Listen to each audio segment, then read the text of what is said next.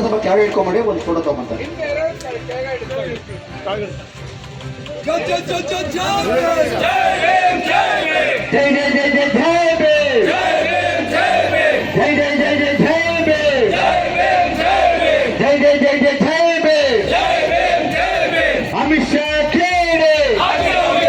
ಇವತ್ತು ಕಳೆದ ದಿನದ ಹಿಂದೆ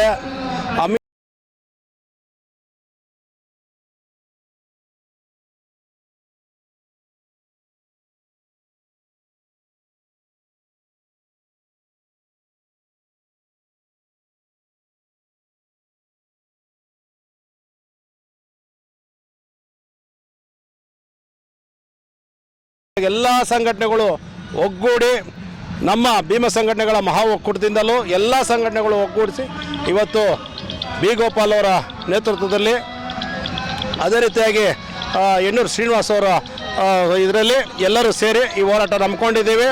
ಇವತ್ತು ಬರೋ BJP ಅವರು ಅವಾಗವಾಗ ಹೇಳಿಕೆಗಳು ಏನೋ ಒಂಥರ ಬೇಕಾಬಿಟ್ಟು ಹೇಳಿಕೆಗಳನ್ನ ಕೊಡೋದು ನಿಲ್ಲಿಸಬೇಕು.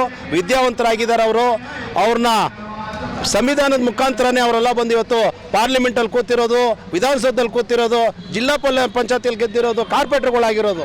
ಸಂವಿಧಾನ ಇಲ್ಲ ಅಂದಿದ್ರೆ ಅವರೆಲ್ಲೋ ಟೀ ಮಾರ್ಕೊಂಡು ಅವ್ರು ಟೀ ಮಾರಬೇಕಾಗಿತ್ತು, ಗುಜರಿ ಅಂಗಡಿ ಇಟ್ಕೊಂಡಿರೋ ಗುಜರಿ ಅಂಗಡಿ ಇಟ್ಕೊಂಡಬೇಕಾಗಿತ್ತು. ಈ ರೀತಿಯಾಗಿರೋರ್ನೆಲ್ಲ ಇವತ್ತು ಒಂದು ಉನ್ನತ ಸ್ಥಾನಕ್ಕೆ ತಂದಿದೆ ಅಂದರೆ ಅದು ಸಂವಿಧಾನನೇ ಕಾರಣ. ಆ ಸಂವಿಧಾನದ ಬಗ್ಗೆ ಅರಿವು ಇಟ್ಕೊಂಡು ಮಾತಾಡಬೇಕು. ಆದ್ದರಿಂದ ಇವತ್ತೊಂದು ದಿವಸ ಈ ಹೋರಾಟ ಹಮ್ಮಿಕೊಂಡಿದ್ದು. ಈ ಹೋರಾಟಕ್ಕೆ ಸಾವಿರಾರು ಜನ ಭಾಗವಹಿಸಿದ್ದಾರೆ. ಅದೇ ರೀತಿಯಾಗಿ ಜನರಿಗೂ ಓಟನ್ನು ಮಾರ್ಕೊಬೇಡಿ, ಓಟು ನಿಮ್ಮ ಹಕ್ಕು, ಓಟನ್ನು ಮಾಡಿಕೊಂಡು ನೀವು ಗುಲಾಮರಾಗಬೇಡಿ ಅಂತ ಈ ಸಂದರ್ಭದಲ್ಲಿ ನಾವು ಎಚ್ಚರಿಕೆ ಕೊಟ್ಟಿದ್ದೀವಿ. ಸರ್ಕಾರ ಎಚ್ಚೆತ್ಕೊಂಡಿಲ್ಲ ಅಂದರೆ ಮುಂದಿನ ನಡೆ ನಮ್ಮದು ಹೋರಾಟ ಇರುತ್ತೆ. ಅಮಿತ್ ಶಾ ಏನಾದ್ರು ನಮ್ಮ ಕರ್ನಾಟಕಕ್ಕೆ ಬಂದರೆ ನಾವು ಕಪ್ಪು ಬಾವುಟ ತೋರಿಸೋ ಮುಖಾಂತರ ನಮ್ಮ ಆಕ್ರೋಶನ ಎದುರುಗೊಳ್ತೀವಿ ಅಂತ ಈ ಸಂದರ್ಭದಲ್ಲಿ ಹೇಳೋಕ್ಕೆ ಇಷ್ಟಪಡ್ತೀನಿ. KSS ಕರ್ನಾಟಕ ಸಾಮರಸ್ಯ ಸಮಿತಿ, ಕನ್ನಳ್ಳಿ ಕೃಷ್ಣಪ್ಪ.